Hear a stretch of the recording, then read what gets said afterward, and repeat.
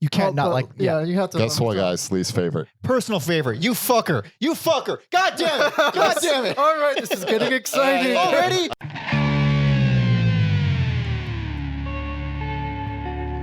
Welcome to Every Album Ever with Mike and Alex. My name is Michael Mansour, and I'm joined, as always, by my lovely, wonderful, wearing a badass shirt co-host, Alexander Volch. Say hello. Believe it. Believe it. This is Every Album Ever, the podcast where we listen to every single album in the world, one artist at a time. That's a new discography, more or less, per episode, except for ones like this, where it's split into multiple parts. And today we'll be discussing the second chunk. Or I like chunk. Yeah, the second chunk of our Melvins series. 1999 to 2010. There we go. And we're joined, as always, for Melvins episodes by my brother Robert. Hello. So timid. You know, this is also an audio podcast. Hello. As opposed to those visual podcasts. Oh, we got those too. I'm also wearing a shirt. Well, wouldn't that be great if the last episode you weren't wearing a shirt? The last one, right? There's still time. We got multiple of these Melvins episodes left. We'll be here a while. So if you haven't seen our first part on the Melvins, go check that out now. There should be a link popping up if you're on YouTube and a link in the description if you're everywhere else. That was delightful, and it was long and lengthy. And there was a lot of fighting because Robert's out of his fucking mind. I promise. No controversial opinions this time. I don't believe you. You're a fucking liar. We can't believe you. Yeah. You steered us wrong every time. Yeah. He's also on our YMO episode and our Captain Beefheart episode, so check those out. Those are very fun. I do think the Captain Beefheart one is super underrated, but there was no video for it, so... Oh, okay. I have gotten some emails of people talking about going back to that one. It was saying, hey, you should do Beefheart. No. More like that was a fun one. Yeah, yeah. That was a wild one. I think if there was any episode from the pre-video era, if you want to call it that would be the one. That one, Simon Garfunkel. Oh, yeah. And Restful Fate, honestly, I really like that one. It was so weird. Like that was number 2. Yeah. But I felt 100 years old already. You are. Yeah. That's because you are. This is the second part where I think we're going to do these every 10 weeks or so. So the part 3 should be releasing episode 120. And then after that, we're going to be starting on like our loose ends episodes of all the EPs and then all the collab albums. So we're not going to be covering any of the collaboration albums here, even though there was like 3 of them released within this time period. Mm-hmm. We skipped a few EPs the last period too. So. Yeah. Yep. Yeah. There's, I believe, 1 EP in this period as well. Yes. Yeah. No. Maybe it's the next period. I think it's the next one. There's the bird. Yeah. Birds and the bulls. That's this. Bulls and the birds. Bulls and the bees. Bulls and the bees. Bulls and the bees. There's no birds. I would have done it this era if I had my. I don't remember what year it was. I think it was 2013, wasn't it? 2012. It fits better in this era, though. It does fit better. It goes by so fast. It does. What the hell are we talking about? I got all talking about the Melvins. Talking about some Melvins. We are talking about the Melvins. We're doing plugs, probably. Oh yeah, you know what to do if you want to help us. You're of this age, therefore you know how buttons and subscribe buttons work. So therefore you can help us. Or you could also not. Spotify playlist on this era of the Melvins. You'll find a link in the description. Along with playlists associated with every other episode that we've done. Everyalbumever.com. Blah blah blah. Patreon.com/everyalbumever. For bonus episodes, early access to loose ends episodes, discounts off merch, and of course tier 2 gets to jump the line requesting an artist for us. We have a whole bunch of Patreon requested episodes coming up, and they seem fun. We went from like, well, we're all done with the Patreon episodes to now there's only yeah there's a whole bunch, but they look fun. They look very, very exciting. And Robert, I know you just released some music, so plug away. That's true, man. Even that seems like a long time ago. It was a month. Yeah, about a good month. Yeah. I put out an album from my project, The Athenian Marketplace. Also, same name of the radio show I host on NTS. And you could find that and other stuff through my Instagram, pitpass.wick.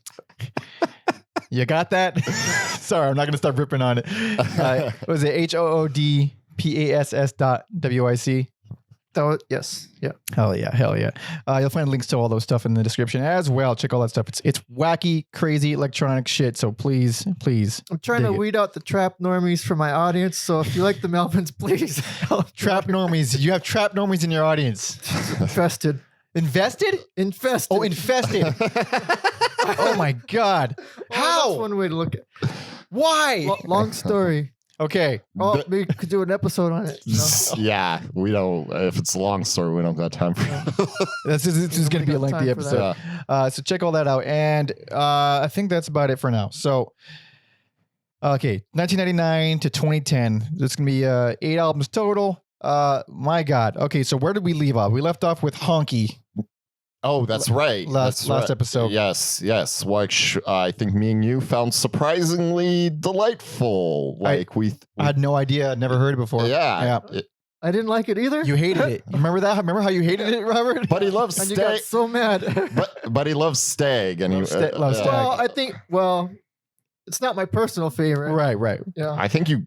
We covered it. You give it best. Yeah. You give Stag best. I am baffled by that As still. an album. I'm not like, yeah.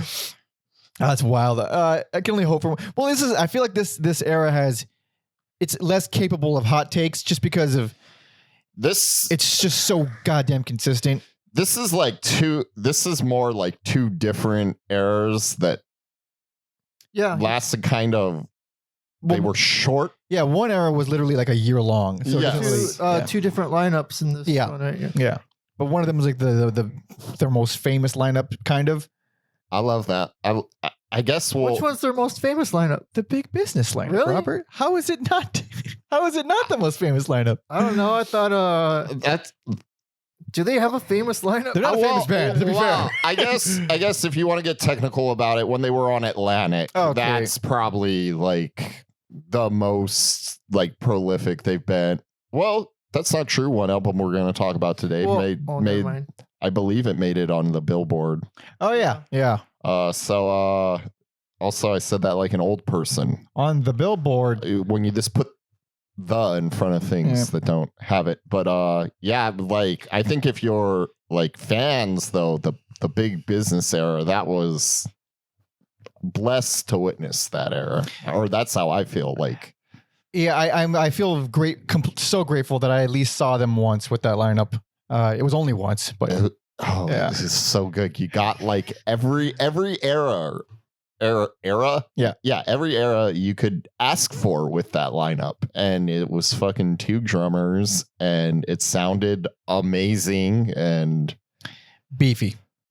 But that is not where we start. We start with actually the Ipecac. The Ipecac stuff. Well, they stayed on Ipecac for most of these albums, probably to this day, really. But everyone, I'm just calling it that because that's when they started. Yeah. And honestly, I really, really love that lineup. Like, it might be my favorite Melvins lineup. Period. Which lineup? Kevin Rutmanis. Yeah. Is that pronounce his name?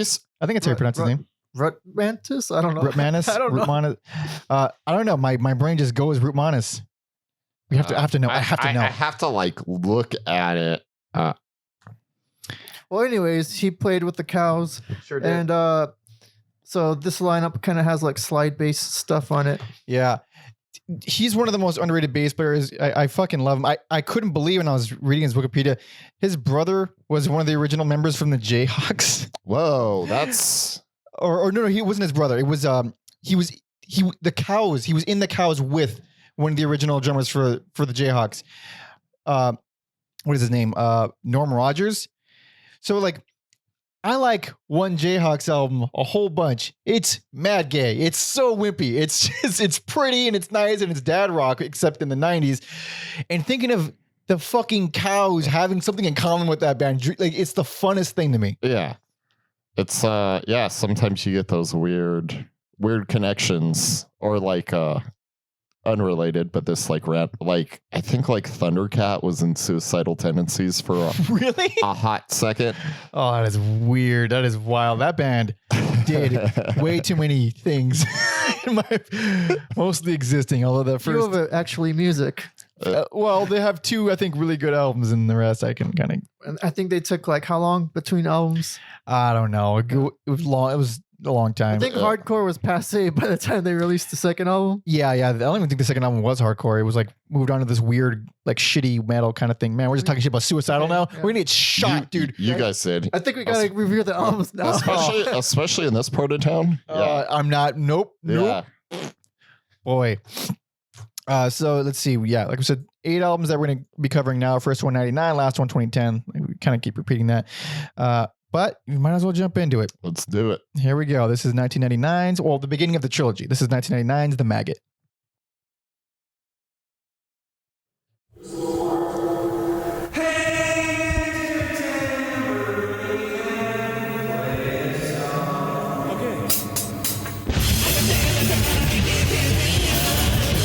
This is a interesting beginning of the song for what it turns into.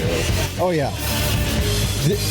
The track listing of this album is so fucking ridiculous. It's really like 5 songs, but it's stretched over. Every song is split into 2 tracks for no reason. Well, sometimes 4 tracks. Well, this one, it's like, you can kind of consider, this is called Amazon. Technically, it's like 2 different Amazons. Yes. But this one is split into 2 tracks. It's a minute long, but each is 30 seconds. There it is. That's the beginning of the second one. Yeah. And then the next part is also split. It's just so confusing. So there's 4 parts of Amazon. But it's cool, as we can hear. It's very... It's just like a big return to form after Honky. Oh, yeah. So I kind of see this as like almost a fan service album. You think... Oh, that's interesting to me. I'm gonna wait till we... Because you look at Stag and then Honky, like, it wasn't like this. No. This feels like a much dirtier, grimier, earlier Melvins. Yeah, I have some feelings about this album. All right. But could we listen to it still? I want to get to the, like... Oh, you mean the good stuff? The good stuff, yeah. Because it's like... Oh, it's already here. Yeah. I mean, this is the greatest. Oh, too good. I'm gonna stop that. Yeah. Like murder music. Completely. Maybe the heaviest song they've ever done. It's up there, Yeah. for sure. This is why I love Kevin so much. It's so bendy and twisted. Yeah. That's a good way to put it. Those drums, they sound like it's clanging on metal a little bit in the background. Ironically, it's a song that translates well to having 2 drummers. I know, yeah. And not yet. Not yet, though, but like on this... Okay, yeah, this is the best fucking song on the album. It's so good. It's Yeah. too good. One of the 2 best for me. For me as well. Yeah. I have one other one that I love a lot. All right. Yeah. So, goddamn, that's... Hell of a beginning of this. If you like the Melvins, you can't. You can't not like... Yeah, you have to. Guess what, guys? Least favorite. Personal favorite. You fucker.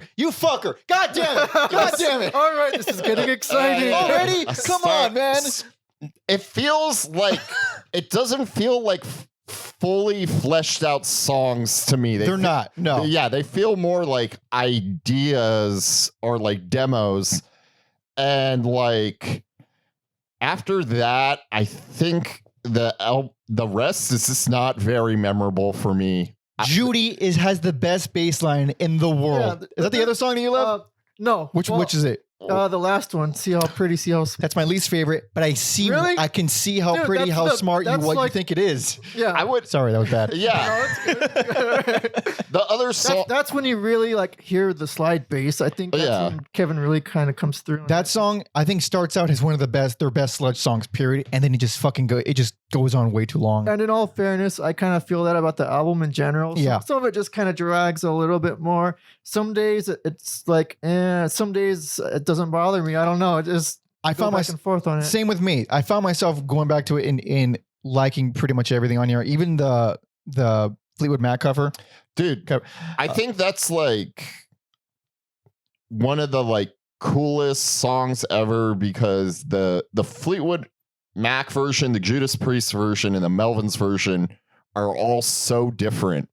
And they all function as their own things. Mhm. And I just can't think of another cover song like that. I really need to give Fleetwood Mac a shot because like I mean, I do like a Fleetwood Mac album a year.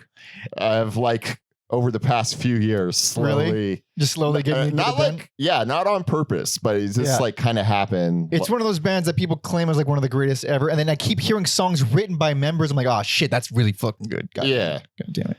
Yeah. So if people haven't heard the original, I would like all 3 versions are just fucking cool. Really good. What was it? So go back to Judy for a second. That's why I think We Love or just Judy by the itself. end one. Yeah. I think that's why this is my favorite lineup because there's something that Kevin adds to it. There's something only he adds to it that just seems way more sadistic than every other bass player. Like you got to put on that because it's a good lineup. I don't know. Well, I might prefer it over the Big Business lineup, but I don't know. I think he's a great bass player, but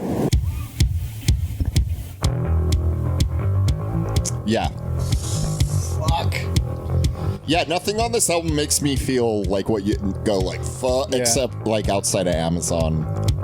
I love this bass so much. Because like this is a really short song. There's no singing. It's all built up. Like some guitar comes in, but it's very like hanging on one note. It's like a vibrating song that eventually turns into the next track. But it's just so fucked up. It's just so fucked up.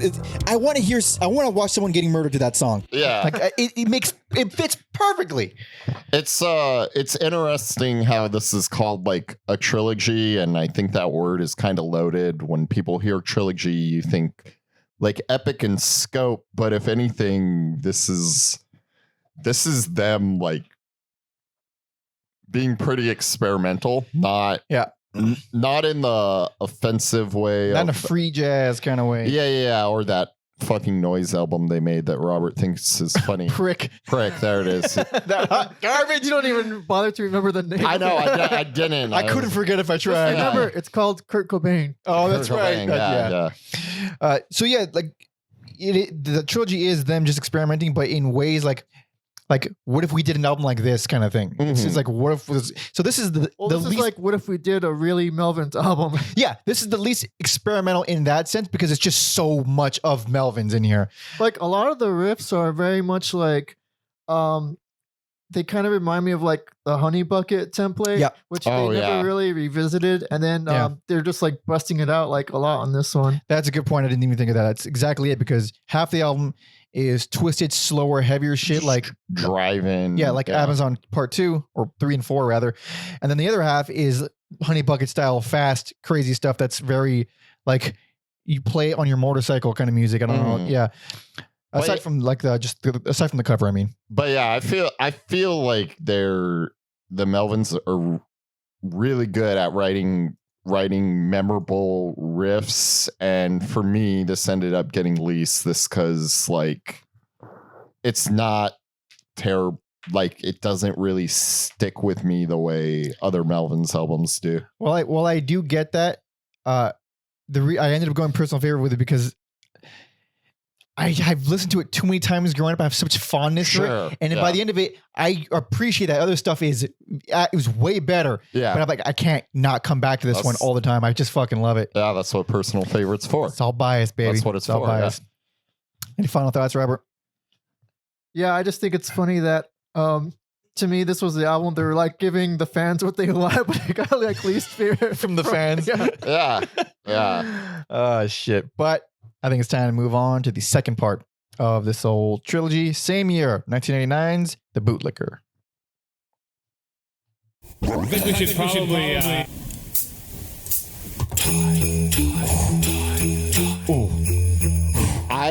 I wish this was like 15 minutes long. I do too, honestly. We get another 10-minute song right after this. Yes, and which I also love. It's weird because they're similar, but I almost wish it was like an intro into the next one. Yeah. This is go ahead. This is why Dale was recruited for Shrine Builder. This song. This is a clean stoner metal riff. Yeah. This is completely a fucking what's his sleep riff? Sleep riff. Yeah, Al Cisneros. Yeah. Or maybe I'll just say it. Best personal favorite. Now? Hold on. No. Hold on. Oh, Hold on. I need a second. I don't have any hot takes. I won't have any hot takes. What? Hold on. I need a second. I'm trying to hear the song. Just let it go with the music. He just dropped his fucking bombshell mid-song. Okay, this is like almost over, isn't it? It's like super short. Yeah, it's over. Well, we might as well listen to a little bit of this. This is a really cool. This is an unbelievable This song. is like the magnum opus of this era. I absolutely adore this song. I was like, is that a hot? And no, it might not be. That might not be inflammatory.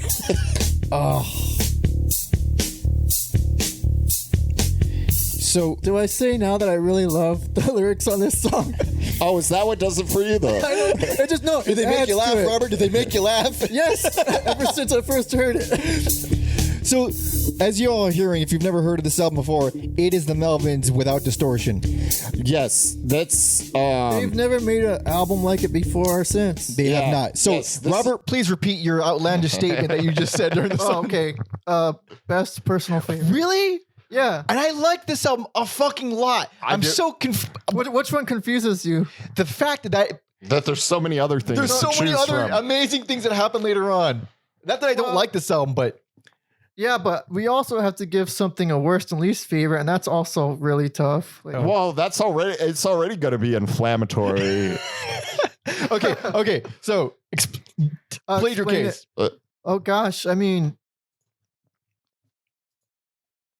He has no case. He's The defense arrests Alex. no, because look, I could list a bunch of things, but it's kind of like this album never fails to like put a smile on my face. It's just so odd for It is them. Even very for odd, them, yes. it's Yeah. odd. But it's not odd in a like. I guess it can be alienating, but the songwriting is there. Songwriting is definitely there. I mean, This- it's just such a unique blend, and it's just something a point that they haven't really hit since for me. They've hit other great things, Sure. but Yeah. nothing like this, and it just makes it all the more distinct and special to me. It is unique, but I do think it is kind of a deep cut because these are, like Mike said, these are Melvin songs, but without the distortion. And I kind of dig the like. It's almost like it's funny they just like released an acoustic album That's right. this year, 2021. But this is almost like the Melvins do acoustic. It's quieter, but I don't feel like anything's like held back. It's super interesting. I like it. It's still really heavy. It's Yeah. just not distorted. It's Yeah. weird. It's not like they're different songs. It's like songs from the Maggot, but just clean. Yeah, It's such a weird. I like the riffs better on here. I wrote like this could be summed up to me as like epically quiet. Yeah. like It's very close. But Buzz's vocals too. I mean, Oh, I like they're, that. they're Like, fucking great. yeah. Let It All Be. I think he invented like two genres on there that kind of like became popular like now, like that kind of like mumble singing thing, and like the whole like that midsection is like that hypnagogic, like hypnotic. Yeah. Like, Yeah. I love it. Like he's basically whispering on the whole album. Mm-hmm. It works so much better than I think a lot. As I love his vocals, but a lot of times it's a lot of overbearing. Like it's very very like fuck. Yeah. I feel him right. Him just creeping up on you. That's good. I love it so much. Yeah. and by the way, do you remember giving this to me for Christmas? I do. Okay. I do remember that. This is like a Christmas album to me. Like the first song is called "Toy" and it has like yeah, that jingle and bells jingles, on it. yeah. I remember buying it for you. I didn't remember it was for Christmas. Yeah, That's Yeah. perfect. I had no idea the first song had Christmas bells and it was ended up Yeah. being a Christmas gift. And it's funny because the back half of this album, I get a lot of krautrock vibes. Right. Especially on songs like Mary Lady Bobby Kins. Right. That's very Noi to me. That song basically has the same main riff as Possession from Danzig. Oh, interesting. Yeah. It's still fantastic. It's really like spooky, kind of chilling. Yeah. Some great ass bass lines. Yeah. Yeah. Again, Kurt. Or Kevin, sorry. Yeah. All the K's. Kurt Cobain on bass. Kurt Cobain on bass. That prick. Jew Boy Flowerhead. That one, I think that's like the weakest. I love that You do? song almost as much as I love the song title. It's so fucking good. I love it. You know, I pretty much love every song. Well, of course you do. I'm trying to bring some diversity. So like, here's I'll be the one in the middle then, because I appreciate that Black Santa is super fun. Just don't care for it. Really? Yeah. Yeah. That's not for everybody. Yeah. Santa. That's also another That's Christmas thing. That's right. Yeah. This is the Christmas album, I guess. It basically is. Because it has like some Western elements in there, and Buzz's hilarious deep vocals are pretty kind of dramatic. It's funny because a few of these albums, the closing tracks are a bit much sometimes, and this one, wait, is Prig even the Prig's the closer.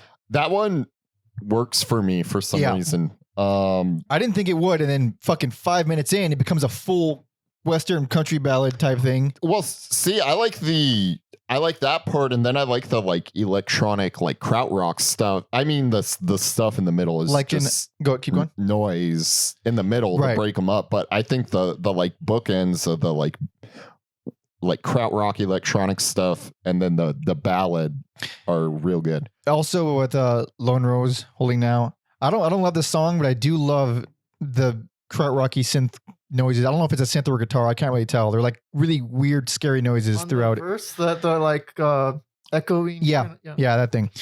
Very cool. But yeah, like this is 2 albums in. It's like they just decided to be the most unpredictable band in the world, because you don't know where any of these songs are going to end up when they start. Because going back to Let It All Be, it's 10 minutes, but after 5 minutes, it goes into this ambient noise thing. You think, okay, it's going to die down, and then bam, a completely different song at the end of that same song. It's like, all right. I think because it has the like Christmas bells earlier on Toy that I also thought of that one Stooges song. I forgot it. Want to Be Your Dog? No. On that same album, the like chanty. We Will Fall? We Will Fall. Okay. I'm like, this is like. Yeah, I'm like, this is like that one. Is there bells in that one? I don't remember, but I remember bells. But it's very like Stooge. Yeah. But yeah, I'm like, this is like what We Will Fall should be like, or people who like that song. This is probably what that song sounds like to them. I didn't find it to be that consistent, but it is smooth and it does feel good. And the songs that hit, I really love. And again, and like, it's real interesting, but I still have that feeling that it's not like a complete sentence of an album. How do you mean? Like, it feels like it's missing like an exclamation point or like a period on it. Like there's just something about the like overall trilogy, like something is missing to me. I feel like they cut it off like right before it got too indulgent. Don't I always say that about my picks? Like, I don't it's always know. kind of like teetering on the edge of like being too much and ruining it all. Well, when I hear indulgent in music, I think something like a Brian Wilson production, where this is like pretty minimal. I like Brian Wilson production. No. Well, who doesn't? You don't like Phil God Only Spector Knows? is really indulgent. Okay, well, that guy likes a lot of stuff. But man, I wasn't expecting it to be both best and personal favorite from you, but goddamn, that's delightful. It's an underrated album. I think I really wish I could have seen them perform some of these songs, just because it's like such a change of pace. Just they're heavy, they're just quiet, and they're close, and the way it's produced is like Dale's still doing crazy stuff, but it's really not soft. He just sounds like he's really holding back, and it works. I don't know. He's just the best, but we still got some more. So last entry in. Also, do you have the first track? Yeah. Oh no. Oh, sorry. I can probably have to go to YouTube. Yeah. So sorry, I didn't know we were doing that. I'll just talk a little bit. So this last entry in the trilogy, streaming got rid of the opening track. I'm assuming because of some sort of licensing stuff. Copyright noise. So we're going to YouTube, and as soon as you hear the song, you'll know exactly why it's not streaming. But are you ready, Alex? Of course it's not. It is not. Well, goddamn. I'll speak even slower. This came out in the year of our Lord, 2000. Y2K, baby. All right. You hear that? Remember Y2K? Remember that time? That was I do weird. remember that, Let me folks. make sure there's not an ad. Oh, no ad. We're good to go. You ready? I'm ready. All right. This is 2000s, the Crybaby. I'm sorry, that's my fault. Good.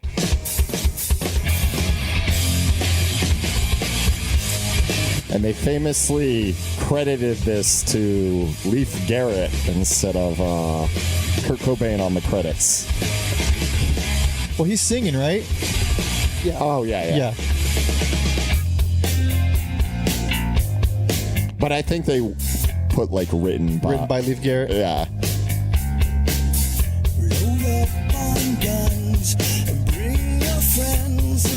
You kind of hammed it up for this performance, huh? I do. That's had. I do like that the bass is pushed more forward compared to the Nirvana version. I want to pull my fucking ears off with this part right here. Those harmonies, I hate them so much. How do you ruin this song? Yeah, that's awful. I feel How like- he brings it. He brings up the intensity before the chorus. Yeah. The vocal. I feel like ruins a bit. Okay, so I can't. So that was removed from streaming. So you have to seek that out if you want to hear the rest of it, which I'm sure you don't. Yes, on YouTube. Worst, least favorite. Damn. Easily. Damn. So easily. And it's not just because I fucking hate that cover.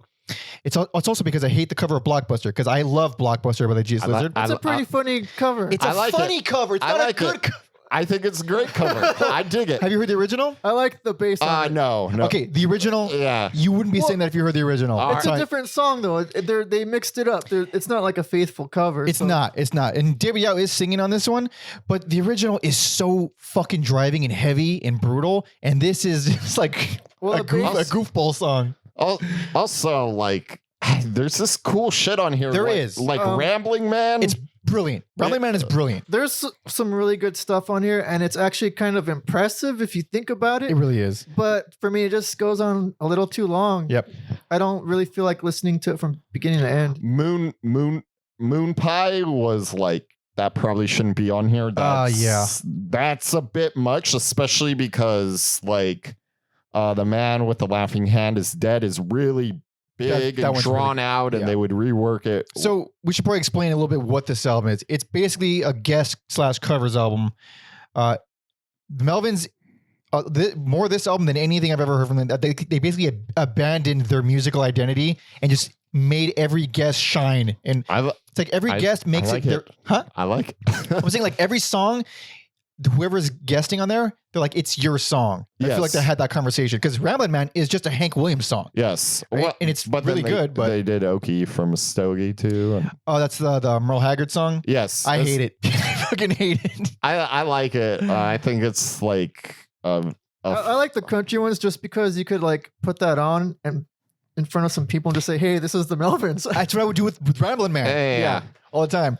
And you got G.I. Joe. It's just a Mike Patton song. I love it. It's a good song. Yeah. It sounds like a dirtier Peeping Tom song. There's some like psychedelic elements in there too. I dig it. I think it's rad. I thought Mine Is No Disgrace was a cover for some reason. It's by Gigi Thirlwell and the guy from Fetus. Yeah. Who did the Venture Brothers? He did. Theme. I haven't heard a lot of Fetus. I've only heard like one album that was released like, I don't know, 2010 or something, and it was like super good, but overall not really my bag. I think he has a spectacularly weak voice, and I think especially this song, it's unbearable. I can't bear this song. Man. The I song, almost thought it was Mark Arm.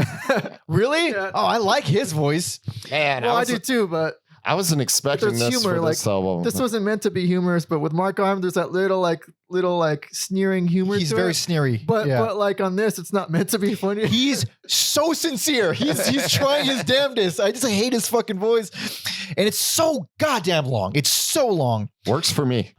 I'm surprised that song works for you. I like it. Holy There's something shit. about it that like maybe like Wipers-esque that I get. I do get, like Wipers vibes from it. I think it works when it like the louder sections of it. I like those sections, but they're like few and far between. Most of it is just because it's basically a ballad. And god damn, if he was just not singing, if anybody else was singing, I think it would be a pretty good song.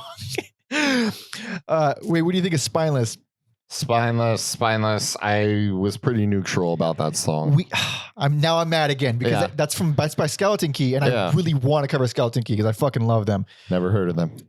Yes, you have, because I fucking told you about them, and you said they sound like a combination of Weezer and Baroness. I remember exactly. That's right. Yeah, I remember now. That was man. That was a while ago. Yeah. Years ago. Okay, yeah. So yeah, it's basically that song Spineless, I think, is on their third album.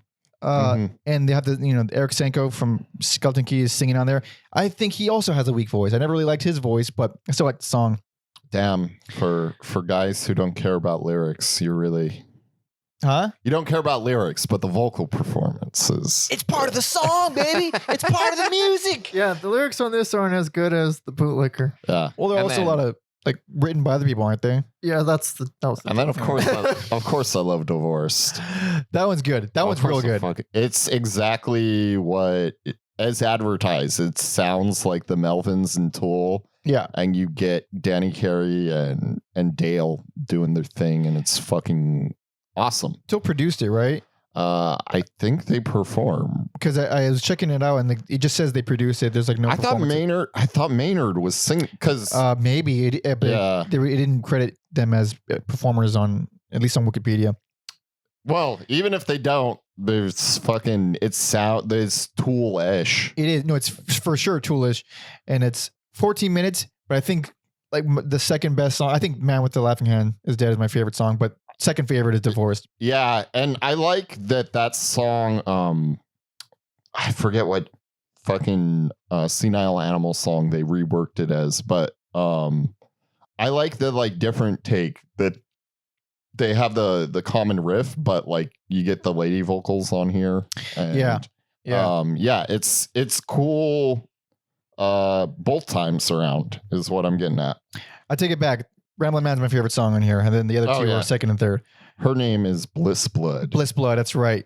Yeah, I couldn't find much. Yeah, I don't know what else she did, but that's like her a name. ukulele artist, ukulele singer, songwriter kind of person. That's what I saw. Who knows? If you're hanging out with the Melvins, who knows? Probably mentally, yeah, for sure. I think the thing I like the most about this are the interviews they were doing around the time it came out.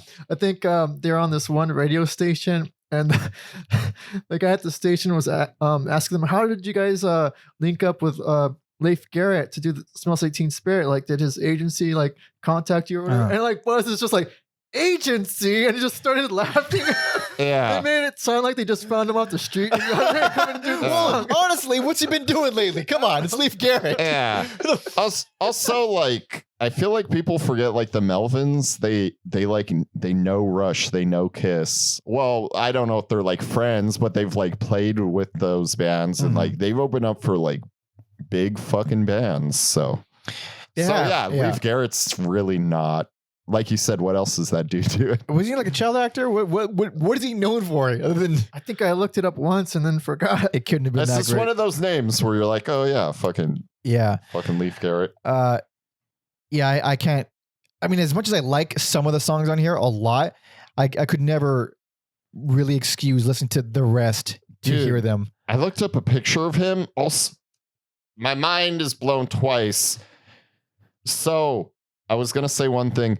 So the photo is credited. It says Leif Garrett in Pico Rivera of all places. It's right on the block. And he looks like a fucking hair metal version of professional wrestler Dusty Rhodes. Oh shit! Yeah, you'll be seeing it on for video watchers. You'll see it on screen right now. He does not look good. This is like a nice dude's guy. Wikipedia.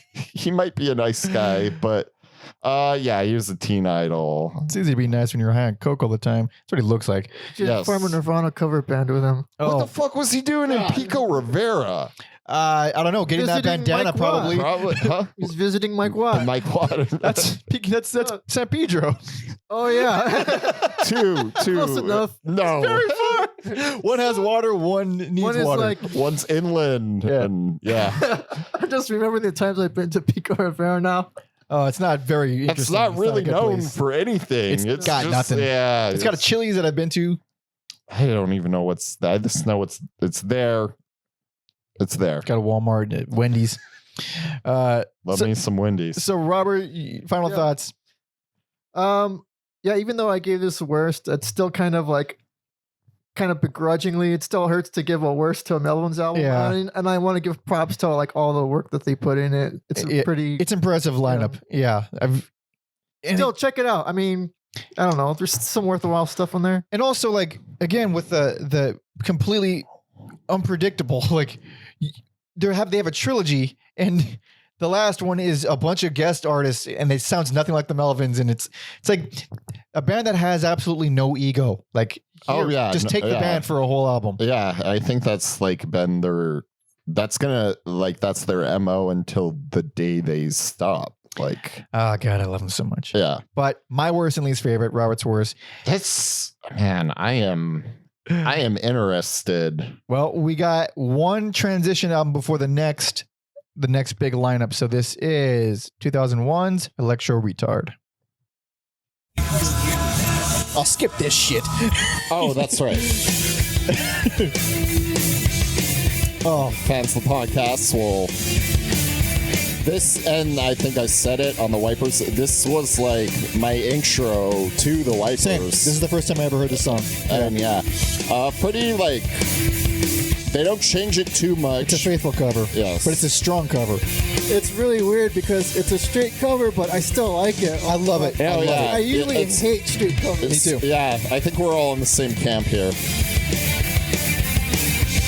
It's just such a like underrated riff in rock music, I think. Everyone check out our Wipers episode. That was episode 22, I think. That was way, way, way back, but we do cover the original. And then, oh man, when they do this live, holy shit! Like, what a fucking. I don't know if I was with you, but one time they bought out Terry Genderbender from the Butcherettes. I remember that. Wait, maybe I was there then. That was at the observatory. Yeah. I think if you remember, then I was there. Yeah. And then I love how weird she is. So like, it's just another like element that makes it cool. Oh man. So this is a straight cover, but goddamn, is it fun? Also, worse. I almost gave this personal favorite. Of course you fucking did. Of course, I even wrote that on my notes that you would. Oh my god! Can you show me the notes? No. Oh shit! No. I wrote on Lovely Butterflies. Garbage. Robert probably loves it. That's pretty good, but I think Tipping the Line is even better. I like that version, Tipping the Line. I think it's great. It's a little more unique than the other remakes on here. And honestly, the Cows cover totally obliterates the original. Oh, really? Because I don't remember the original, but I fucking love this. The original is unmemorable. Man, it's a great cover. Again, this one needs clarification. This is not an original song on here. It's covers and re-recordings of old songs, but they're very drastically different versions. They really.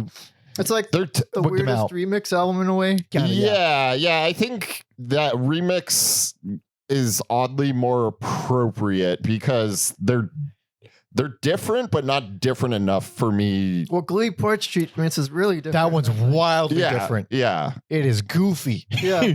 I like it's awesome because it's like super short. Yeah, it's like a minute. Yeah. And then what was that? The Stoner Witch song that comes after? Is it Revolve? Yeah. Which watery and weird and strange. I like it a lot. Yeah. There was some like interesting parts on that, but again, not enough for me to be like, I'm going to listen to this. I listened to this one probably more course than you did. some of the Of course you did. business stuff. Of course you did. This was the first Melvins album I ever bought. I remember that. Yeah. Yeah. And of course, went in blind, but I was like, oh, this is so weird. And I'll tell you right now, I'm so grateful for this streaming version because Shitstorm, the opening track, which is just one of the Stoner Witch I songs think it's in reverse. Revolve. No, it's a bunch of songs. Oh, is it? Oh, okay. Yeah, Boris is even on there. Really? Okay. Yeah, I thought towards I heard Revolve in there. So it's just those songs in reverse, but the original Shitstorm is 4 minutes. The streaming version is 1 minute. Okay. So they were kind to be like, you know what, Yes. fuck, we don't need 3 more minutes Yeah, of this. yeah. All right, Well, we get the idea. the thing is that being followed by Youth of America is like really cool back to back. It actually- yeah. because Youth of America is even longer than that, so it makes that seem kind of short in comparison. It also like the quick jump to, because Youth of America is just, it's right in there. It's at 10 as soon as it starts. By the way, do you still have that CD? I do. Okay, it's worth a lot now. Really? Yeah. Holy shit. Yeah. 'Cause I that think they have label some went off. under like right after. What was it? Band's Ruin. Oh, okay. Yeah, they didn't even have a chance to do a vinyl version. Really? Yeah, so now those CDs are like rare now. Holy shit! Because I bought this when it came out, pretty Yeah. much. And it was one of the few times I bought an album with like a new album. I was, you know what, Melvins are worth it, and I was like 9, I guess I was 9. Yeah. And I mean, Lovely Butterflies, I think is like, yeah, it's wildly inferior to the original off of Honky, but also the covers on here, aside from the cows, pretty straight. Like, does Interstellar Overdrive sounds like a straight cover? And that's the only other time I enjoyed myself on the. I like it a lot. It's funny. It's like I gave it worse, but there's like 20 minutes of the 2 10-minute songs. Yeah, I'm like, yeah, those are they're strong. yeah. It's I don't know, really good sounding record too. I don't know. It's produced real well. Yeah, compared to later, I think. I get what you're saying, but that's only because sacrifices have to be made when you have a bunch of We instruments have two in the, drummers. yeah, you have to make some sacrifices. So this one actually is very clean and very clear. It's like crystal clear. It's very fucking clear. But This feels so unnecessary. it's totally That's an what I album, thought. But when I went back and listened to it again, it's like, oh no, I just like it as much as when I first heard it's it. totally an album of like, we gotta release something. And it's a hell of a way to release an album without writing any new material at all. I'll tell you that. But I couldn't give it worst or anything because I just fucking enjoyed it too much. Like, I knew somebody would give it worst. yeah, no, so did I. I was waiting for someone, but like at the end of it, I was like, I like it. I just don't hate any of it. Whereas the Crybaby, even though it has like some, like the highs of the Crybaby outweigh the highs here, Totally. but the stuff that I hate stuff on the Crybaby. I don't hate anything on here. I am flabbergasted by that. Truly, I'm not- truly hate Yeah. Leif Garrett. I hate everything about him. Fuck Leif Garrett. Well, so my reasoning is like the Bootlicker and this one, they're just the ones that made me laugh the most. So Of course. Of course. There's one thing you can rely on is that Robert's out of his fucking mind. Yes. that the Melvins can put a smile on my face. They do. Yes. They do it to all us in different ways, it appears. But yeah, I would say even though I don't hate it at all, it's an inconsequential album. It's a transition album. It's like, we got to kill some time here, which makes the next album so much more confusing to me that this is even here because it's a whole different thing. It's a whole different sounding band. But I mean, It's a yeah, year later, we've too. just been doing experimental shit the past 4 albums. yep. But now we are finally at the big business lineup. No, No, I think it's the last one Oh. with Kevin, right? Is the last one with Kevin? We got a host. Yeah, Oh, okay. My mistake. that's all good. This is a overwhelming, crazy thing we do week to week. It is. It is. Yes. But here we go. This is 2002's Hostile Ambient Takeover.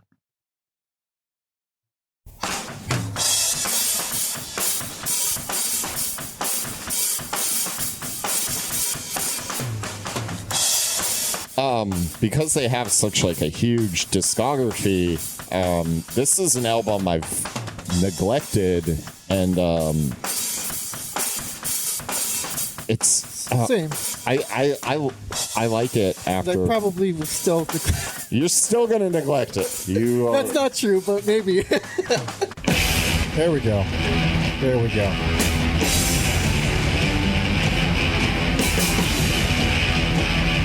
This song felt so refreshing to me. This song is incredible. Yes. Incredible.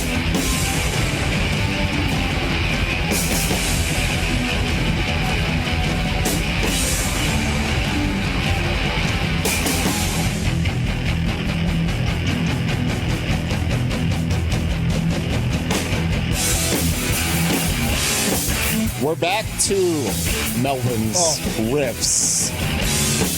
It's so fucking batshit. This riff is batshit. Yes. But the places this song goes touch me in so many ways. It's good to hear. Oh, I love this riff. I'm glad we're back on the same page. By the way, those hi-hats, the hi-hat is the start to show this whole album. Yeah. I fucking love that hi-hat. Yeah. Those backup vocals are incredible.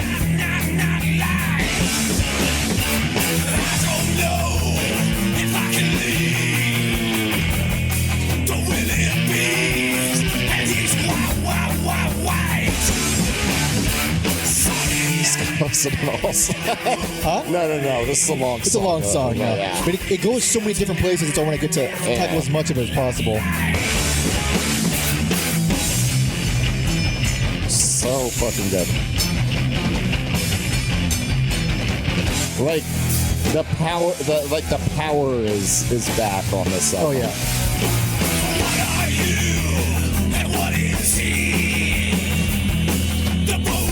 All right. It does a lot of stuff, But goddamn, that song is real good. Yeah, that's a good album. I don't know why haven't listened to a lot of, but I will be now. Best. That's fair. Least favorite. God damn it! No hot takes. No hot takes. He came in and lied to us. That's Of what he course he did. He did. came in and lied. I can't predict the future, I guess. It's such a good album. It's so incredible. Look, I'd say least like right now because I feel like I have to really return to this one like a lot more times. Oh, it's 'cause so crazy. I still kind of feel it's the weakest out of the albums with Kevin. That's crazy. It's just there's high points, there's things I like on it, and I wouldn't really say there's lows, but there's just parts that kind of just lose my attention. This is like the first. I know we covered like 3 albums in like what 3 like a 3-year period. Yeah. But this is like this feels like a proper fucking album. It's the pacing on this one I think is unmatched, and that's ultimately why I ended up giving it best because from this point out, like I just love everything. So I'm trying to find why do I love this one, and why do I feel so drawn to this one? It's strictly a mic thing. Like it's the way it's written is so much more fucked up in a way similar to the Maggot, but way more. Like the production here is way crazier. It's way more again unpredictable. You have no idea where these songs are going. So that song. Not just all the dissonant and wrong notes and the weird, crazy drumming stuff that's happening, but then right after that you get Dr. Geek, which is just spastic and fast and punchy. Love it. It's so fun. It's like the Melvins doing rockabilly a little bit. Not full blown, but in a very strange and spastic way. In a Melvins way. And then the fucking peak, the highlight of the entire album is The Fool, the Meddling Idiot. Oh, man. I think it's one of the greatest songs I've ever heard. Man, that song took me by surprise. And like, I love the like weird, like synth outro on it. Comes out of nowhere. To the point where I'm like, these motherfuckers could probably do like a synth album. They could do anything. They could have. Yeah. It comes out of nowhere. It's super short. And it's almost Zeppelin-esque where it's like, groovy but also very synth heavy, and it's funny because like Dale I've seen him like compared to Bonham a lot, but not once do you like listen to the Melvins and think Zeppelin except maybe there. Literally there's the only time I've ever thought about it.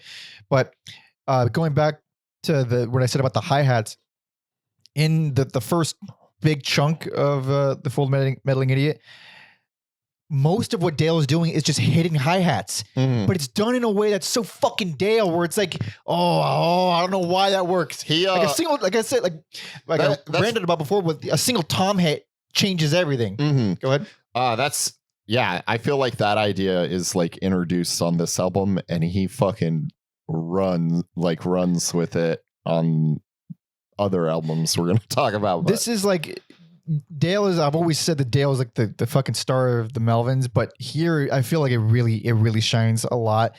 Because again, like he's not even doing anything, but it still feels like a lot. Little Judas Chongo, I love it. I love it so much.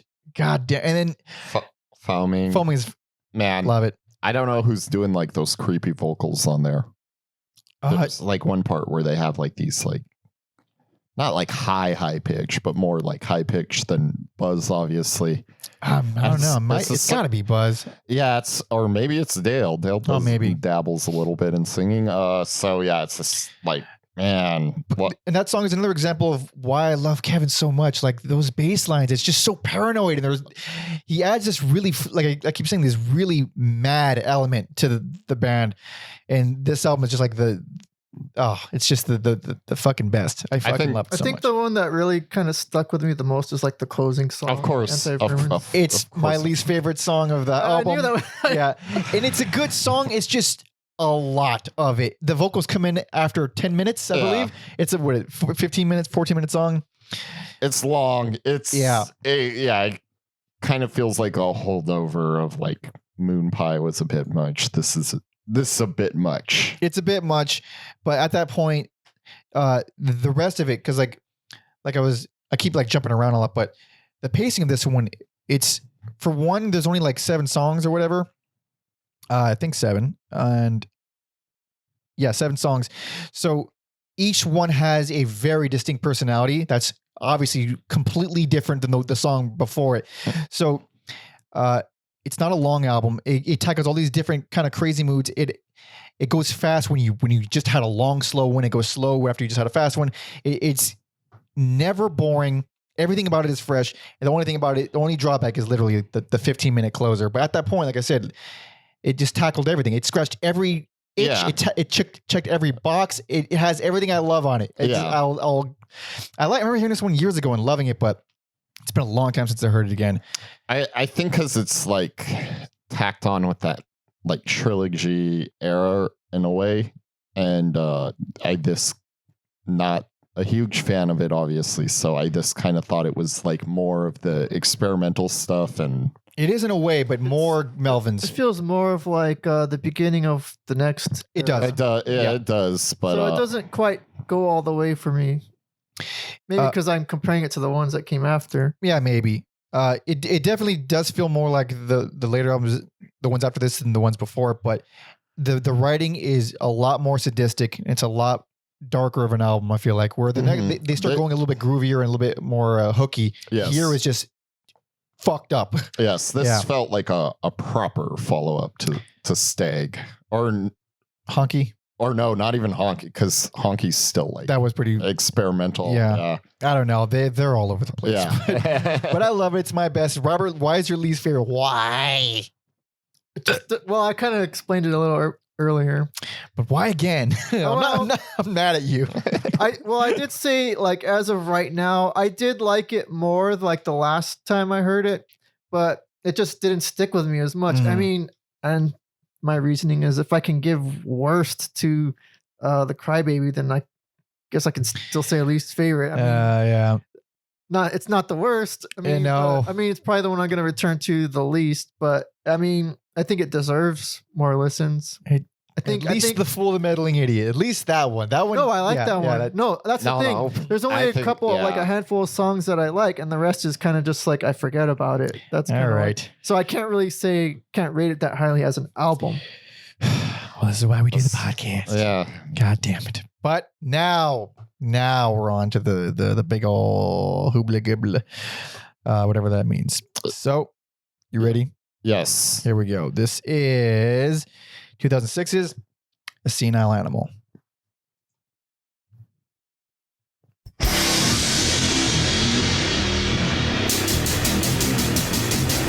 So, of course, Buzz said he was like bummed out for like 18 months when Kevin Really? Yeah. Oh, wow. Yeah. But blessing in disguise, or like, what am I looking for? I don't know. Well, they were looking for another bass player. Yeah. And they were looking at Jared. Yeah. From Big Business. And then they're like, well, we're gonna ask him, why don't we just ask for the drummer too? Why not for his drummer as well? We still have less members than Slipknot. It sounds bigger, right? Sound much bigger. Man, what a fucking killer.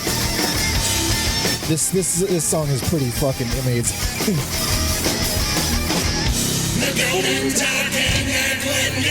And it's funny. It's funny, like how different Jared's voice is from Buzz's, but it like They meld together. Now they got harmonies and stuff. yeah. Oh man, what a fucking like. This.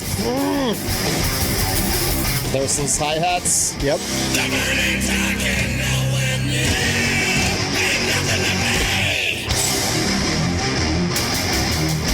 This just kicks too much ass. So much ass. Yeah, so I thought the songwriting on this was just like a notch above the previous album. It's pretty rad.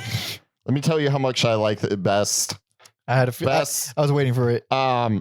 I love this album so much I didn't even write notes for it. I had a feeling. Yeah. This was gonna be the one. Yeah. It's flawless to me. I love every track. I love songs like that and Civilized Worm and what's the other one? You've never been History of Badman. That's to me like the three like But I love like weird shit like Rat Face Granny going. My least favorite song on the album, Rat Face Granny. I don't know. There's something about that going into the Hawk, going into You've Never Been Right. That's just like it's its own little like mini trilogy for me. History of Drunks is one of my favorite Melvin songs ever. It's so good. It's one of the hookiest lines ever written. Yeah. Ever written. You got to put it on. I was going to say put it on because I'm getting it mixed up with like, don't they have like History of Badman? History of Badman, History of Drunks, yeah. We got volume? Yeah. Oh, sorry. It's lagging a little bit. I actually covered this song with our old buddy Casey. Oh, yeah. Yeah. It was a little difficult without two drummers. Yes, this is so much fun. Yeah. Which is like not a verb I don't think we've used to describe Adjective. adjective to describe any of the albums up until this point. What was the That's verb? true. Fun. Fun? The riffs are a lot more like classic kind of rock. Yeah. God damn, that's it. It's like a goofy, fun little poppy thing, but it's brilliant. It's brilliantly written. I dare you to write something like that. That's so hard to do. It's a great riff. Yeah. Challenge accepted, right? Yeah, it's so good. Like they could play this album like start to finish. I don't know if they still do it, but I know they've done shows where they play like albums and stuff start to finish. And this is one of those where like I would go watch it like 2 nights in a row if I could. I wouldn't even care. Like the set list was exactly the same. I do have problems with the pacing of this one because it feels like the album basically tells you for most of it like we're doing short, snappy, hooky, brutal songs. Yeah. And then History of Badman is at the fucking climax. And then the album doesn't end. I feel like it should have ended there. I just like I think The Mechanical Bride is just I think it's a good song that suffers having to follow A History of Badman. it's just more out of place to you than it is a bad song. The same with Vast Filthy Prison. Yes. That one's not as good of a closer. Exactly. I think it's just the most subdued thing on the album, which would have been a great palate cleanser in the middle, and then ending it with a big fucking heavy crazy thing like Badman. Yeah, I don't know. For me, it works as a closer. It's like I love this like the high energy and then the low. It works for me, and yeah, this was like the era I got into them. So I think this album is I didn't know that. yeah, I was if you want to call it, I was like in my 20s when I got into the Melvins. I remember giving them a listen. And like bands like them and Neurosis, like I didn't like the way it made me feel. It felt like sad. No, like more anxious because like having liked like thrash metal and stuff, I didn't feel like there was like enough like climax there. And then at some point, I was just like, no, slow and heavy is better than fast. I grew into that train of thought as well. Yeah. As a teenager, I was like fast. Listening to bands, I couldn't even keep up with each other. Yes. And then eventually I was like, oh, slow it down, baby. Slow it down. Yeah. I just liked it all. Yeah. Because, especially being into drums, I heard like people talk. It's so strange. The Guitar Center in Pasadena, I think they would talk about Dale, but and I just don't know when we're going to talk about them again. So I'm bringing it up now. They fucking loved Helmet. Like 2002 to like 2008, Guitar Center employees in Pasadena in the drum section fucking loved Helmet. Wait, how do you know these guys? Because I would go in to buy drum shit, and like, they're talking about Helmet. Helmet all the fucking time. Wait, you play drums? I used to, not. Oh, I didn't know that. Yeah, not anymore. Okay, that's why I was confused. Yeah, not anymore. But to the point where I remember waiting in line, and there was like an older black man in front of me, and he was just like, "Hey, you boys listening to Helmet? They're mean. They're mean as shit." And they loved Helmet so much they turned on this older like. That's pretty cool. Yeah, I mean, they're a good band. I like Helmet. No, they are. Yeah. But yeah. Sorry, is this a little funny? I thought the guy was gonna say, "Oh, you like Helmet? You should hear the Melvins." Yeah, I think they would like talk about Helmet, and then they like kind of talk about Dale a little bit because they're peers a little bit. Yeah, a little bit. But I think out of all, I feel like out of all the albums, this is like the best vocal album. The best vocal performance. The harmonies here are unmatched. The way Jared and Buzz's voices blend together is perfect. Like Jared has basically an octave higher version of Buzz's voice. Yes. Also, it doesn't really matter when you're recording albums, but also, let me tell you, if you can start a band where one drummer is left-handed and the other is right-handed, how fucking cool that setup looks. Beautiful. The symmetry, it's beautiful. You can share cymbals and drums if you want. Yeah. That's awesome. Yeah. It's the fucking coolest thing ever. it's really rad. But I do I want to emphasize how good the vocals are here because I think they're fine on the next couple, but not like they are here. And like which song is it? I think it's Civilized Worm. Yeah. The section at the end where Buzz and Jared are doing like the overlapping. Hello. Yeah. Oh man, that's good. Gorgeous. Yes. Gorgeous. They don't do anything like that later on. Like they do something similar, but not like that. Mm-hmm. Not that impressive anyway. It's funny talking about vocals because we got like two more left. There's another album where like the vocals stand out to me, but I don't know if they're technically better than they are on this I have one. my opinion on that, but I should probably wait. Yeah. No, you fucking should. You better wait outside. Can't delay the inevitable. Oh shit. Oh fuck. But let's move on. This is Alex's best. Fantastic album. One of the best double drumming albums ever. Not that there's that many. Yeah. But Also, before I forget, the production here. This is what I mentioned earlier about them having to make sacrifices because of all the extra members. You hear Buzz's guitar is super mid heavy. There's like the mids are cranked just to just cut through because you have all the. I mean, Jared's bass is a fat motherfucker, and then you have the two drums. Scoop those mids. You know what? I felt like the production change began. I know it actually did change on Hostile Ambient Takeover. That's when they started working with Toshi, who I was gonna say. Yeah. I love how weird that guy is. I don't know. People complain about Buzz's guitar sound now, but for me, it's the albums that were the bottom dropped out. Really? That's. Who are these people? Well, okay. I listened to a lot of interviews. No. I actually don't think he has many voices in him, Alex. No, I don't think it's the guitar that's the problem. But a lot of people have complained to Buzz about his tone, saying, "Oh, you used to sound better when you played Les Pauls." Oh, right. I would, and he's like, "Well, which song are you talking about?" And they'd say, "Well, like the Stoner Witch album." I was like, "Okay, what song?" He's like, "Well, Revolve." And he's like, I didn't use a Les Paul in that song. I used a Fender Mustang and a Jackson, and the guitar solo was a Strat. So it's like they use all kinds of stuff in the studio. They've given me so much joy. I would never, ever, ever complain to them. I'll throw my 2 cents in here. No, I don't. But to tell that man to his face that you have problems. Yeah, if that is your real name. Like you're some king or something.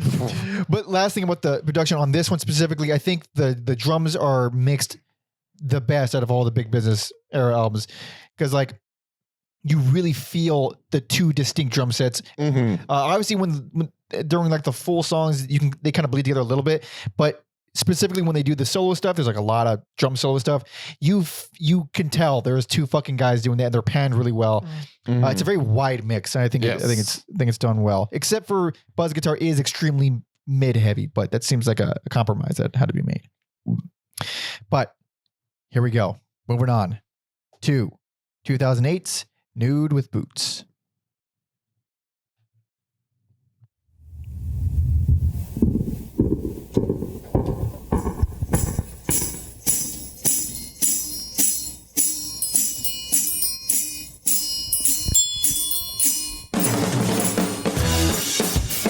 This is probably, I use the word lightly, they're like most pop. It is very happy. Yes. So happy. Yes. Very, very nearly gave this best album. It's a great album. I think it's actually the peak of the Big Business. Really? Interesting. I think they're on 1 or 2 more that we're not covering. Oh, right. But out of the albums we're covering, this is like my least. It's still good. But I thought it was mine. On second listen, it is not. Holy shit. I like it There's a lot. some dips in some of the songs for me where it's just not as consistent as Bootlicker for me. But this has by far their best closing song, like at least out of this grouping of outfits. That is like We'll get to it in a second because we're talking over it. But I do agree, absolutely. All right, continue what you're saying. all about the closing song. Yeah. Okay. When you're taking notes and you say like, "Oh, Robert would probably like Lovely Butterflies," the last song in this one, that's really a Robert song. Oh yeah, it's real good. Yeah, It's brutal. It's creepy. It's repetitive as shit. Yeah. They just don't sound like that often. Yeah. Like with the screams and all that stuff. It's like a weird, scary machine coming at you or something. The last two tracks take a sharp turn. They are even doing that. I always forget how to say it. Oh, Dias Area. Or whatever. Yeah, that song from The Shining is like, it's kind of out of place, but it works. Brilliant. It's brilliant cover. And those are my favorite kinds of covers, when they take something from a movie soundtrack or from like an old composer and they fuck it up and they do something to it. It's so beautiful. It's heavy as hell too. Like to take that piece and Melvins it up. Love it. It's more, this feels kind of out of place on the, it's played well. I don't have an issue with the song. It's just like for how happy the rest is. Yeah. I love the title track. Oh, it's great. The title, that's just, you wouldn't think that's what it would sound like. It's so happy. It's so fun. Yeah. Also, I don't know, and I may be wrong, but I feel like that is like all Jared or like 90% Jared. It sounds like mostly Jared. Yeah, I think that may be like the first time he's like really like highlighted, where he like sings before, but there's a lot of like back and forth on Senile or this together. Smiling Cobra. I that one, I think it's probably my favorite song on the album. It's just so well written, performed like a beast, but it's just the vocal stuff and the like. It starts out as just another ass kicker, and then the way it just elaborates on itself as it goes on. It's gorgeously written song. But going back to the final two tracks, the Savage Hippie, it just becomes, it's like the most dirty. I like the sound of that one. It's so distorted. I like it a lot too. Very, very. So it's almost like the A side's a little bit different than the B side. It is. It definitely is. Which is weird because it has like the super happy stuff and then the super dark stuff. Yeah. The happy stuff has like this anthemic quality to it. Yeah. The hooks are just like, they just kept bringing me back compared to the previous albums. It is the most like big business. That's funny because I thought it's the worst produced of the big business albums because it feels a lot more narrow. You can't tell so much. Like Dale and Coady aren't doing so many solos together the way they were really kind of going ham on the last one. Yeah. So it all feels like just one loud drum set. It's a little more reined in here. Still a fun album, but I like it a lot. I mean, like again, like I think this one does deserve a lot of like digging into and dissecting because like even shit like Billy Fish, it's so big and cathartic. I love those bass lines. It has like a lot of 90s vibes for me. And that again, like the way they end these songs, it's like, they feel so fucking triumphant and like satisfying, man. Yeah, the first two songs, they just get better and better. Yeah. Like they just end on a high note. A lot of these songs I feel like that about. The only one I don't care for is The Stupid Creep, which I think is it's not horrible, it's just kind of forgettable, but it's also super, super short. It's at the end. It's kind of inconsequential. Yeah. Dog Island kind of drags it down a little bit, I think. I like it. I think like 7 minutes. I was going to say. I think so. Yeah, I think that song be fine if it was a little shorter because I don't feel like it does a lot new, like beginning to end. I feel like it's kind of the same the way it definitely is. It's not anything that different than their other heavy and powerful songs, but it may this be something where like, hey, this riff's got to be played for 8 minutes. I like that it gives you it spaces out Dias Area because like if that was track 3, it would be kind of jarring. Yeah. I think I like that we get a whole chunk of these Melvins and then you get this weird thing and then the album starts. Like little, it's almost like a little interlude to. Yeah. But good album, great album. It's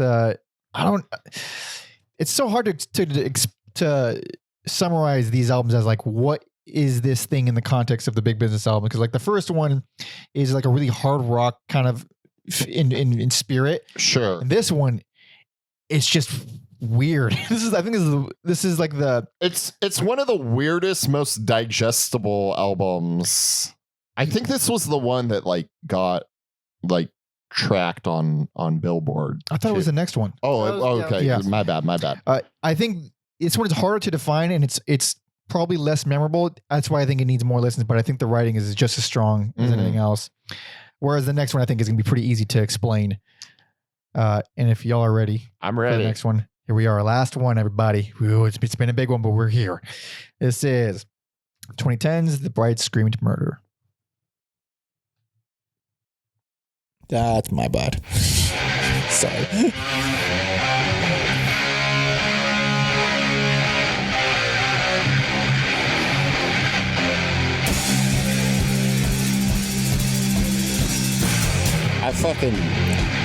This song is glorious. I don't know if we're gonna get to where it gets wacky. I can fast forward it.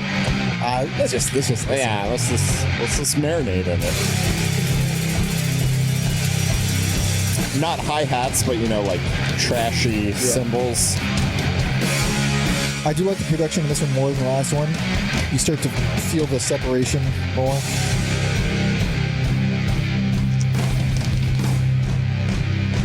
When this came out at my point in my, I don't know, it felt like it kind of just like hit me over the head. Like I wasn't expecting to like feel so strongly about it.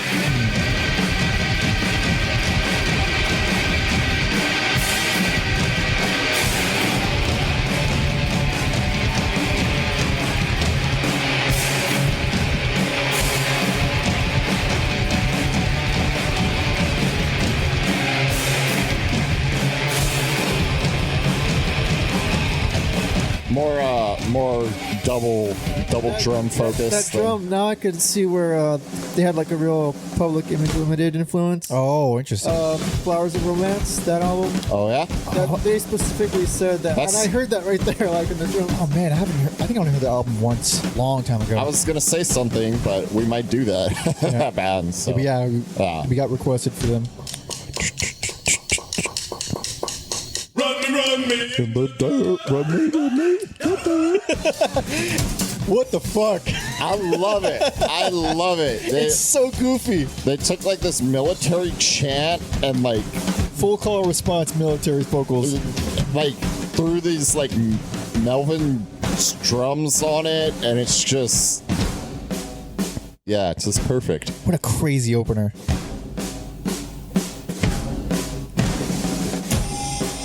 And then yeah, it takes you on this like lull, and then when you get, oh man. 1, 2, 1, 2, 3, 4. This is so weird. I love it live too. Like, Here we go, here we go, here we go, here we go, here we go. if you get like a good crowd that like knows the words too. Here we go, here we go, here we go, here we go, here we go. It is really fun. It's fucking crazy, and they've done nothing like this before. No, that's why it fucking works for me. It's just fucking full on weird. Remember the Titans shit. Fucking Major Pain. We are ready.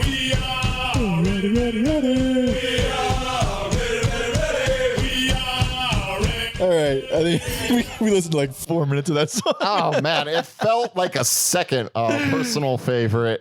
Holy I like, man, I love it. I thought I was giving like Senile Animal all the like best accolades, but like, man, this album's like really fucking solid. It's real good. Yeah. I don't know like other fans where this like ranks or whatever, but I feel like it could have been any of the.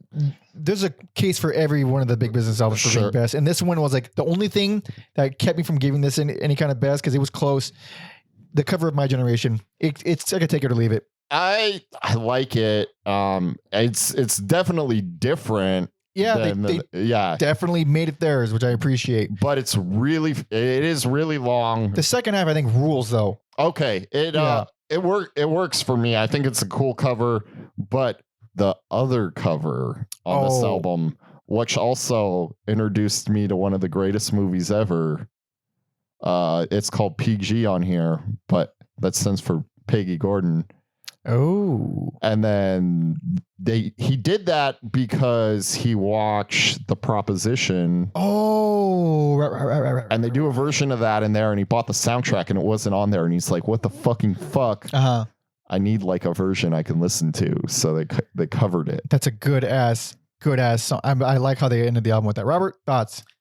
I remember when this first came out, and actually I spent more time with this one. I don't even know if I listened to like Nude with Boots and the other ones when they first came out, but I would still rate it above Senile Animal. So it's under I don't know. Nude with Boots is kind of like the peak for me. It's not like a big drop or anything. Like I'll Finish You Off is like one of the best things they've ever done. Oh yeah. Oh dude, man. That's so good. It almost pissed me off. Oh, it's so fuck. When they bring in the organ and I said Nude with Boots was very like more big business than Melvins. That song is like pure big business. Yeah. Essentially, it feels like even the way it's written feels like a big business song. It does. Fucking yeah. So many good songs on there. So I was trying to like shoehorn each album to like a one kind of sentence description. Like Senile Animal is more hard rocky. This one is just the most diverse out of all of them. Like this one, like we're just gonna try a bunch of different styles and see what the fuck works. Because you start the album with a military call and response thing, you can go anywhere at that point. But like unlike the trilogy, where I feel like that's more like experimenting, maybe like pushing, like let's just try this. Like that opening song, The Water Glass, is like very confident. It's very like full, and it's just execute. They do different things, but it's just executed so much, well, to me, better than like other experimental era Melvins.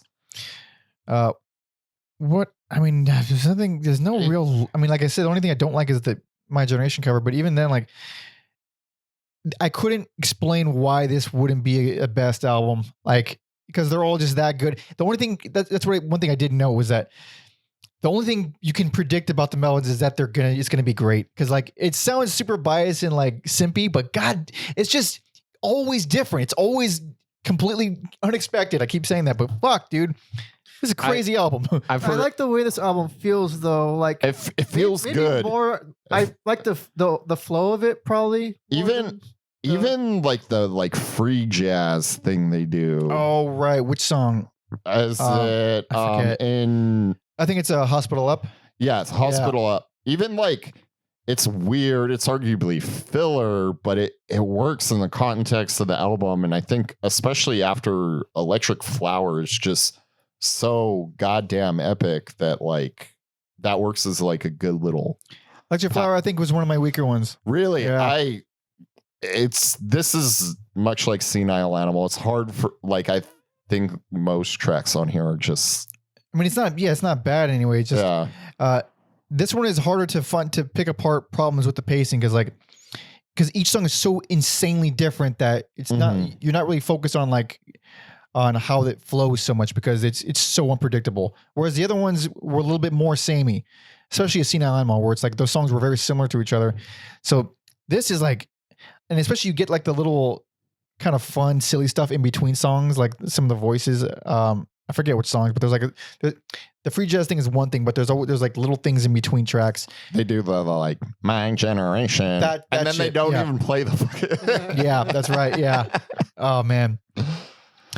But But it's like an electronic version, kind of like a Devo version. oh or yeah. something. oh yeah, yeah, like a little jokey shit. And yeah, the dual drum craziness that the last album I think was missing. It's back. There's way more dual drum stuff here again. For sure. And then this evil new war god and pig house also. Oh man, that riff. I feel it's very like Halloween. Which one? On which song? Evil New War God. Put that bitch on. That's like the second. We're just gonna listen to the first two tracks. I know. It's like exactly. It's like that military call and response thing, and then here's your like proper Melvins song. Yeah, it doesn't come in till like a lot later. Okay, The riff that I'm. is it like towards? Do you know like about? I should have. You down the gotta time. write those timestamps, baby. It's after the pause. Oh, it's at 3 minutes in, like around 3 Okay. minutes in. You wanna- So yeah, I know what you're talking about. At least I think that's what you're talking about. Well, at least someone.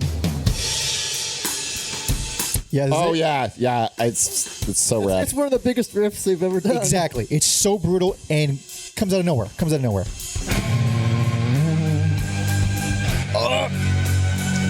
Also, like, what a crazy band that most bands are like played out. They're played out. They don't have anything new to bring to the table.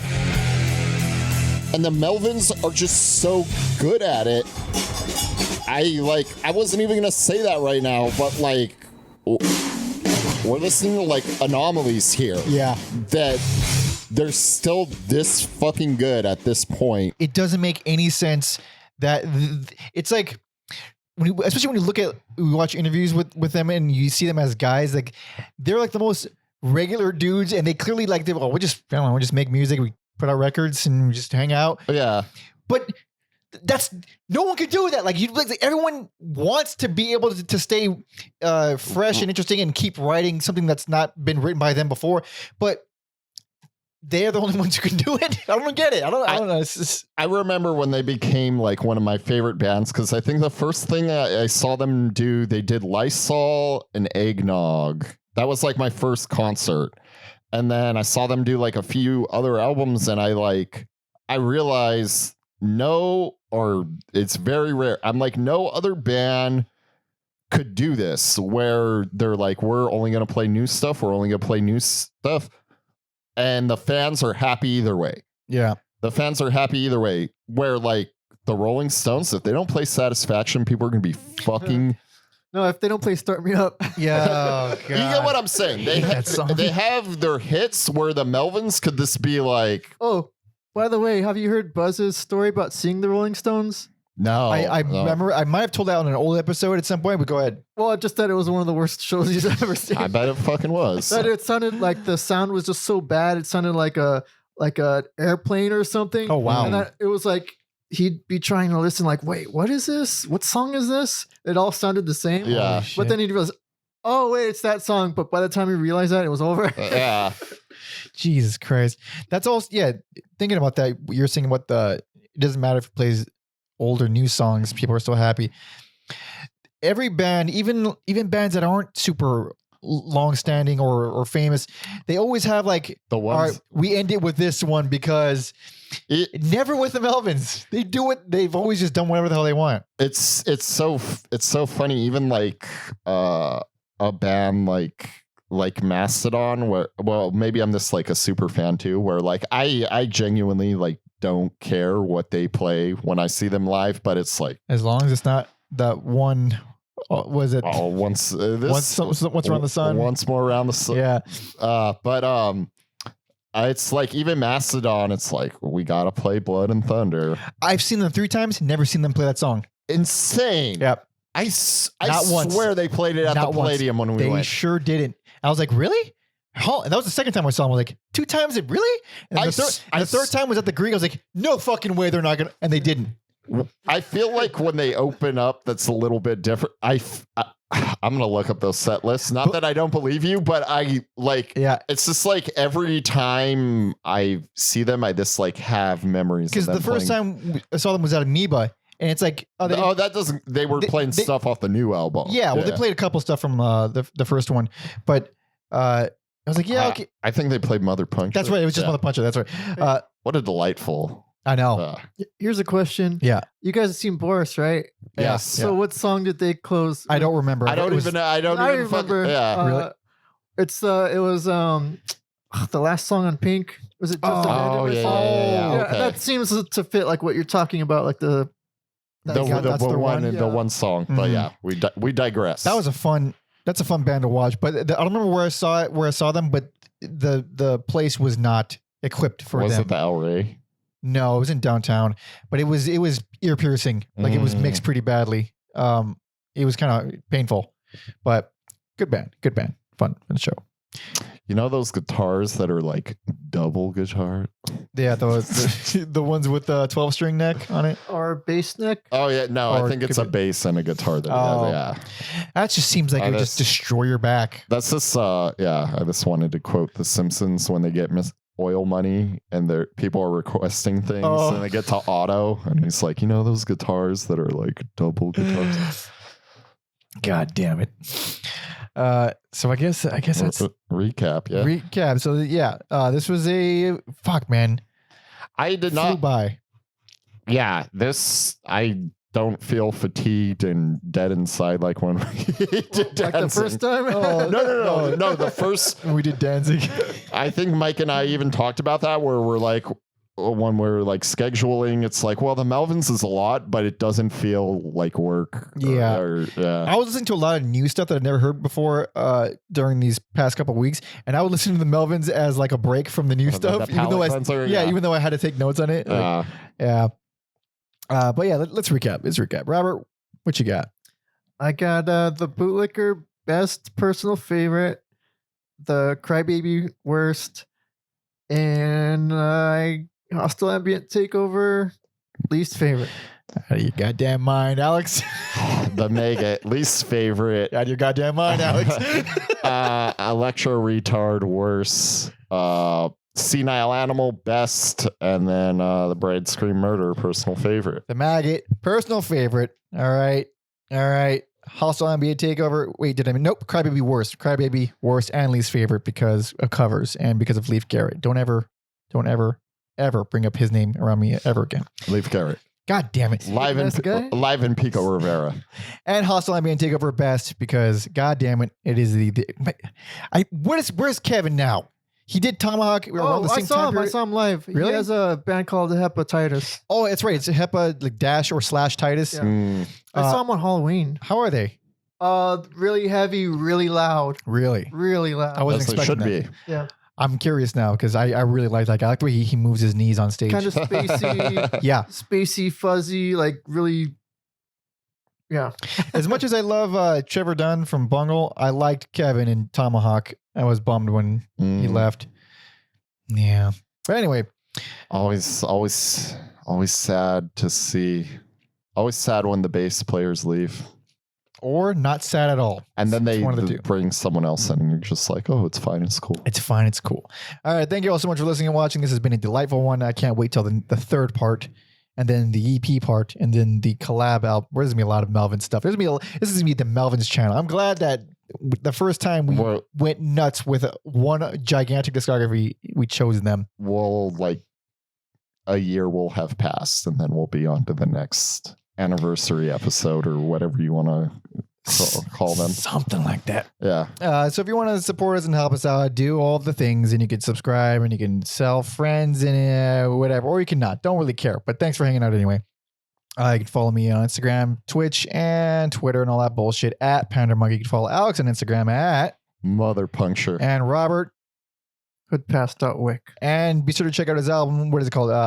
It's called Advent Korea. Advent Korea by the Athena Marketplace with a so many confusing. Korea with a C.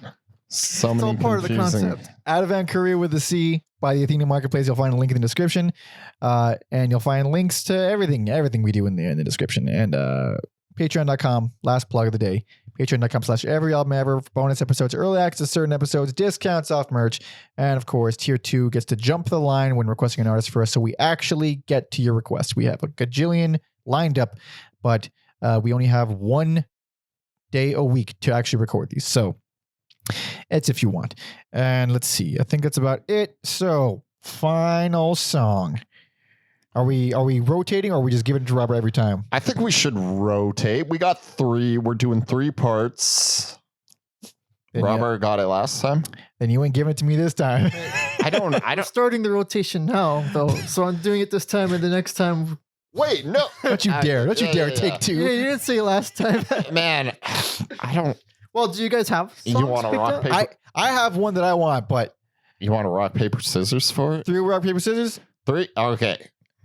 All right. All right. 3 way. Oh, okay, at once? No, wait. No, Doesn't just work me that- and you. He got his. Oh, okay. He got his one. Sorry, I thought you meant best 2 out of 3. No, let's just do one off. I feel like this is your era. You got it. You got to do this one. I feel Gentlemen's. yeah. I just feel like that's Man, you more fair. I sure did. I don't like losing. I'd rather just Threw dip the out, Yeah. Okay. resign, if you will. I'm gonna go unconventional. I think I'm gonna play the Peggy Gordon. I didn't have anything picked out. Interesting. I'm gonna play the Peggy Gordon song because it just like tickles me, and yeah, there's something about it. So Melvin's fans will appreciate it. I may cut it short though because there's a lot of noise, but all right. Here we go. It's uncensored. So thank you all so much for listening and watching. See ya.